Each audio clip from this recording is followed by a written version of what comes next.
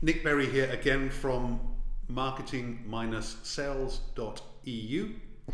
I say again, but that assumes that you've already seen one of these videos, which you probably haven't. Anyway, I've been working for more than 20 years now as a freelance copywriter and creative director, mostly in the last, well, almost entirely in the last 12 or 13 years in business to business, B2B. That's my area of expertise, that's the area I love. And these short videos are me sharing some thoughts that I have about the subject in the hope that it might be useful to you, it might be interesting. Okay, today's topic is going to be what is the difference between B2B and B2C marketing, if there is one, and what does it mean? Having worked, as I say, for a long time and very intensively in business to business and with an awful lot of international blue chip clients, in fact those are pretty much the only people I work with, how do we say this? I see a lot of stuff that's not good.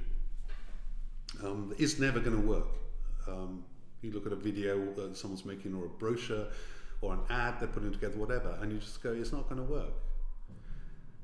And so often the reason for that is the business to business sector is kind of trying to imitate the techniques of the B2C sector, business to consumer sector. Because business consumer advertising tends to be quite sexy. I'm talking about FMCG, fast moving consumer goods. I'm talking about stuff like cars, holidays, all the stuff that you buy outside of a business context. And those are quite sexy a lot of the time, very interesting, nicely artwork, great movies, whatever it might be. And people selling in the B2B environment, like myself, whether services or products, most of the time, all the time, a lot of the time, what you're actually selling is pretty dull. You might be selling a seal to stop oil leaking out of an engine, or you might be selling a filter to go in a hospital ventilation system. Not a sexy thing. You take it out of the box and you've got this big thing. No one's going to go down the high street looking in shop windows at stuff like that.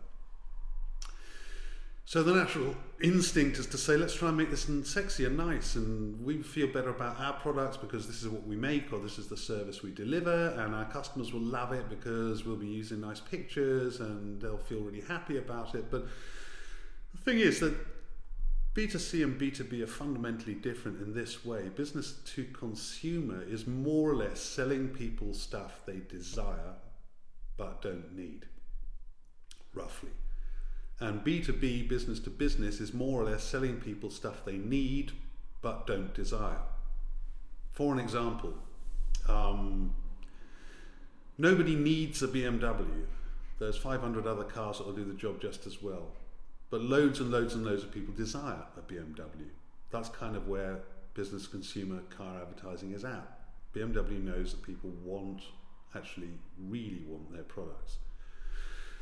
Okay, nobody desires 100 tons of plasticizer, but every company involved in plastics processing, whether they're making plastic products or whatever else, needs plasticizer.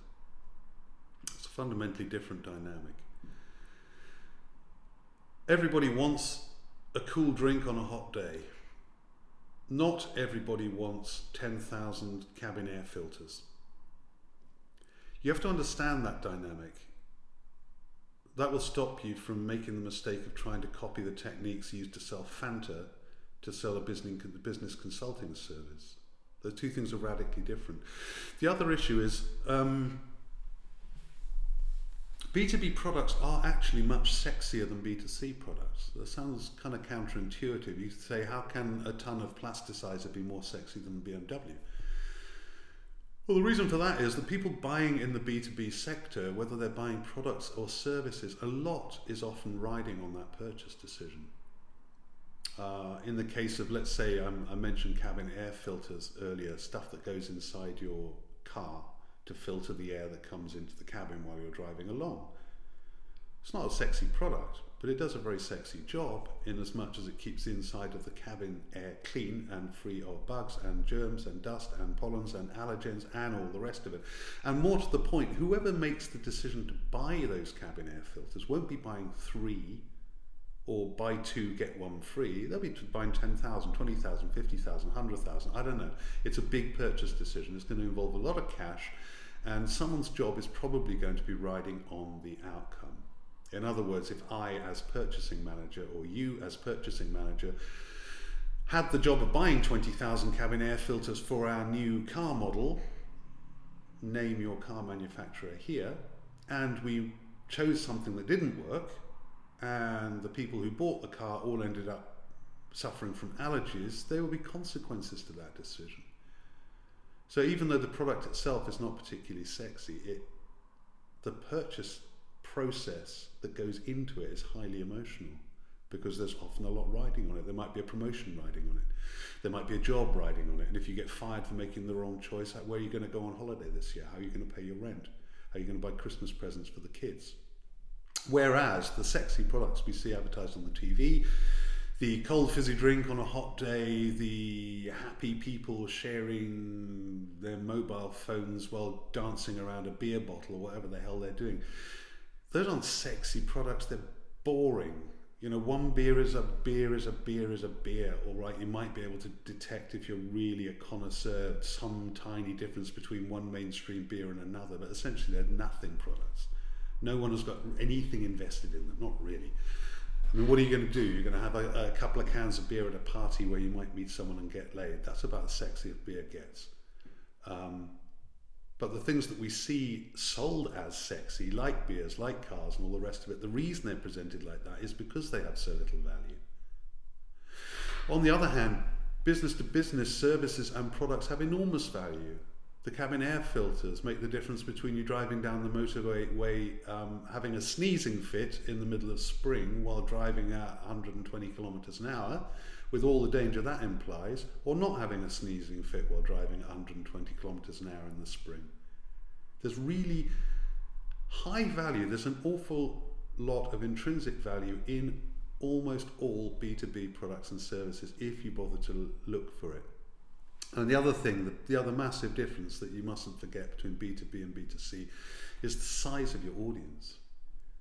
In the B2C environment, business to consumer, selling a fizzy drink on a hot day, you're effectively selling to everyone on earth. Everyone on earth wants a cold drink on a hot day.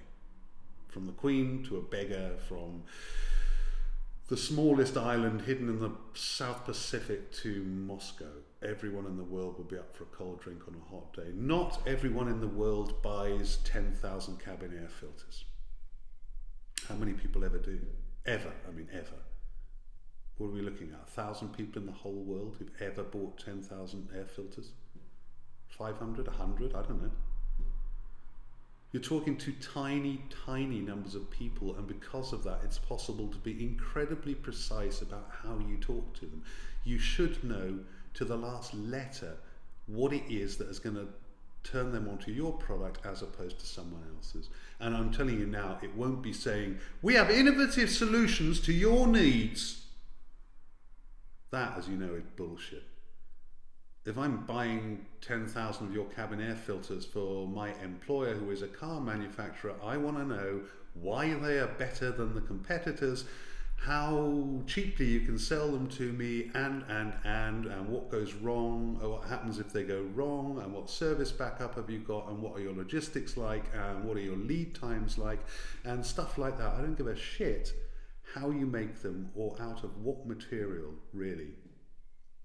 I want to know how they work and what they're going to do for me. That is an expression of the essential difference between business to business and business to consumer marketing. And if you're in business to business, you need to think about those things whenever you write anything. You're writing for tiny numbers of people.